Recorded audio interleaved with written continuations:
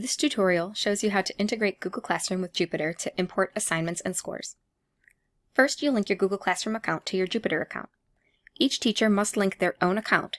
Admins cannot do it for you. Go to Setup, Apps. Select Add App. Find Google Classroom. Select it. Then click Add. Now start a new assignment in Jupyter.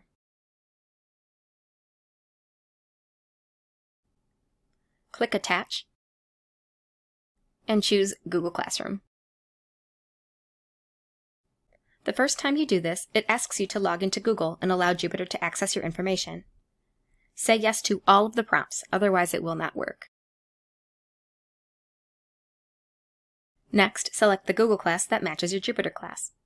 Then select the Google assignment to import.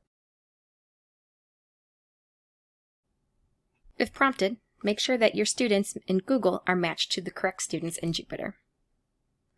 Then click Done. For new assignments like this, Jupyter imports the title, due date, and points possible from Google. Your students' scores appear here in the Google column. This is just a preview of the data available.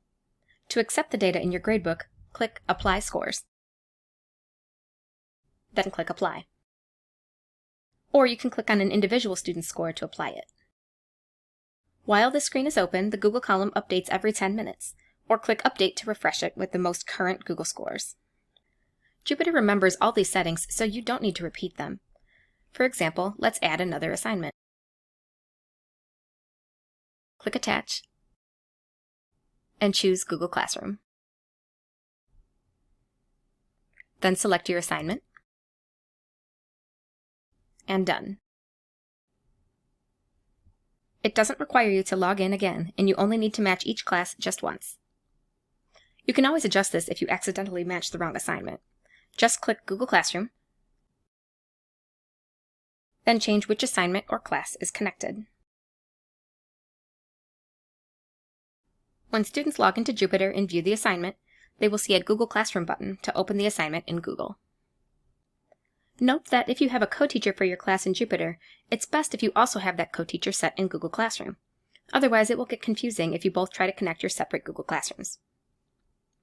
That concludes this tutorial. Please see our help guide for additional details.